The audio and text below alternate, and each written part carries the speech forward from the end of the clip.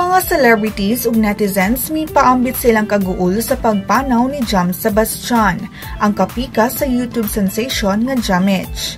Mipanaw si Jam kagahapon sa alas 10:30 sa buntag. Ni trending worldwide ang RIP Jam sa Twitter. Si Shasha Padilla niingon ngadto ni Mitch ligayo kinsa fiancé ni Jam nga magpabiling maligunon. Matud niya, "You're in my prayers. My deepest condolences to the family of Sebastian." Si Ramon Bautista sab nagpasalamat tungod sa pag-inspire ni Jam sa sambayanang Pilipino.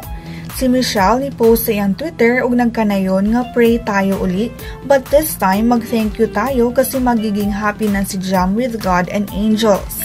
Si Jam kinsa nakigbatok sa stage 4 lung cancer, gipaubos sa life support sa wa pa kini namatay. Ug kagahapon midesider ang pamilya nga wato na lang mahurot iyang tambal. Maris Puyo sa Showbiz Chika.